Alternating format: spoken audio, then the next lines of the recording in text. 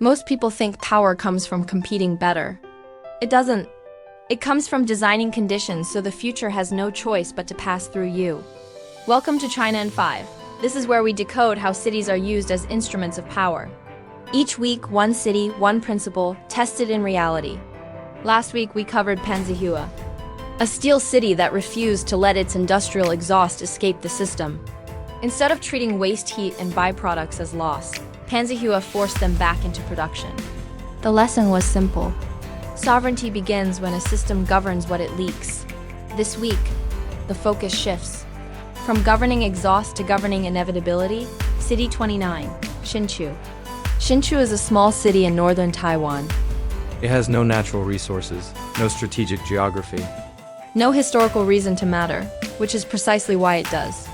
Most people think Hsinchu matters because of semiconductors. That's wrong.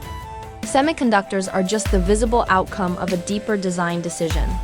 Hsinchu solved a problem most states never articulate. How do you make the future pass through one place before the future even arrives? Most people wait. They wait for demand, they wait for markets, they wait to be chosen. Hsinchu did not wait. It was designed before success was visible, before dependence existed, before proof. What was built wasn't an industry, it was a choke point.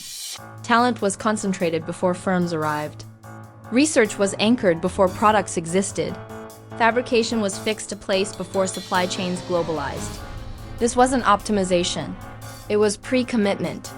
The state didn't try to compete in the semiconductor market. It made itself unavoidable to that market. Once scale was reached, leaving stopped being a choice.